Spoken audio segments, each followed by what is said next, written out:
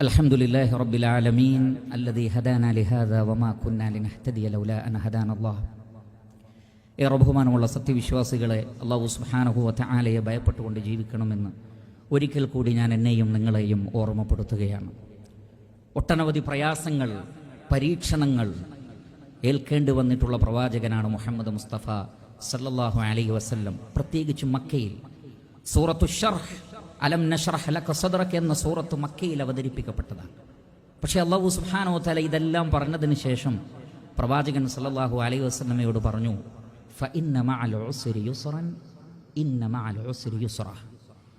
ഏതൊരു പ്രയാസത്തിൻ്റെ കൂടെയും എളുപ്പമുണ്ട്, ഏതൊരു പ്രയാസത്തിൻ്റെ കൂടെയും എളുപ്പമുണ്ട്. നബി സല്ലല്ലാഹു അലൈഹി വസല്ലമ പറഞ്ഞു, ലൻ യഗ്ലിബ ഉസ്റുൻ യുസ്റൈൻ. ഒരിക്കലും ഒരു ഉസ്ർ, ഒരു പ്രയാസം രണ്ട് എളുപ്പത്തെ മറികടക്കുകയില്ല. കാരണം എളുപ്പമാണ് എപ്പോഴും ഉണ്ടാവുക, ഉസ്ർ താൽക്കാലികം മാത്രമാണ്. അതിനു മുമ്പും അതിൻ്റെ ശേഷവും അള്ളാഹു അടിമകൾക്ക് തീർച്ചയായും നന്മയും എളുപ്പവും നൽകുന്നതാണ്.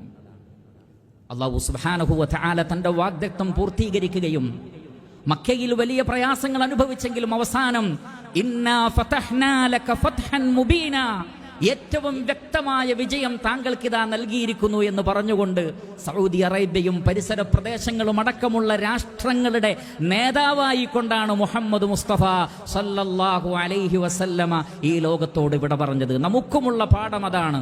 അള്ളാഹുവിൻ്റെ മാർഗത്തിൽ നാം അധ്വാനിക്കാൻ തയ്യാറാണെങ്കിൽ, പ്രയാസങ്ങളിലും പരീക്ഷണങ്ങളിലും ക്ഷമിക്കാൻ തയ്യാറാണെങ്കിൽ എളുപ്പമുള്ള ഒരു വിജയം സമീപത്ത് തന്നെ അല്ലാഹു സുബ്ഹാനഹു വ തആല നമുക്ക് നൽകുന്നതാണ്.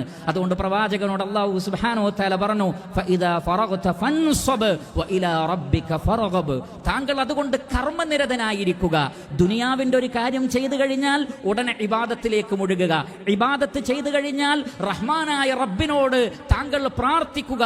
വഇലാ റബ്ബിക ഫർഗബ്. സകല ആഗ്രഹങ്ങളും സകല പ്രതീക്ഷകളും റഹ്മാനായ റബ്ബിനോട് പറയുക. ബേജാറുകളും പേടിയുമുണ്ടോ, അള്ളാഹുവിനോട് ബോധിപ്പിക്കുക.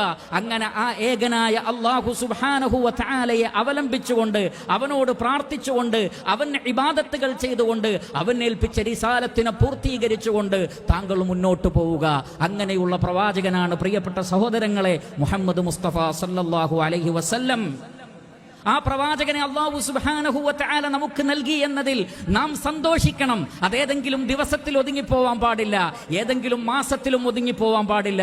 മറിച്ച് ജീവിതത്തിന്റെ നിഖില മേഖലകളിലും ഉറങ്ങി എഴുന്നേറ്റത് മുതൽ ഉറങ്ങാൻ കിടക്കുന്നത് വരെ, ഉറക്കത്ത് ഞെട്ടി എഴുന്നേറ്റ് തിരിഞ്ഞു കിടക്കുമ്പോൾ വരെ ആ പ്രവാചകൻ അയക്കപ്പെട്ടതിന്റെ സന്തോഷം പ്രകടിപ്പിക്കുവാനും അതേപോലെ തന്നെ അതിൽ ആഹ്ലാദിക്കുവാനും ആ പ്രവാചകനെ സംബന്ധിച്ചുള്ള ചിന്തകൾ കൊണ്ട് ജീവിതത്തിന്റെ ഓരോ നിമിഷങ്ങൾ ആഘോഷമാക്കി മാറ്റുവാനും നമുക്ക് സാധിക്കേണ്ടതുണ്ട്.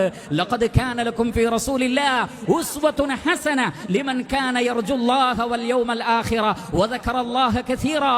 അല്ലാഹുവിനെ ധാരാളമായി ഓർക്കുന്ന, പരലോകത്തെ പ്രതീക്ഷിക്കുന്ന ആളുകളെ, നിങ്ങൾക്ക് പ്രവാചകനിൽ ഉത്തമമായ മാതൃകയുണ്ട്. അല്ലാഹുവിന്റെ റസൂൽ ചെയ്തു കാണിച്ചത് ചെയ്തു കാണിച്ചും, അല്ലാഹുവിന്റെ റസൂൽ പാടില്ല എന്ന് പറഞ്ഞതിനെ ഒഴിവാക്കിയും ആ പ്രവാചകനെ ജീവിതത്തിൽ മാതൃകയാക്കുന്നവരാണ് യഥാർത്ഥത്തിൽ പ്രവാചകനെ സ്നേഹിക്കുന്നത് എന്ന് നമ്മൾ മനസ്സിലാക്കണം. അത്തരം ആളുകളുടെ കൂട്ടത്തിൽ അല്ലാഹു സുബ്ഹാനഹു വ തആല നാം ഏവരെയും ഉൾപ്പെടുത്തി അനുഗ്രഹിക്കുമാറാകട്ടെ.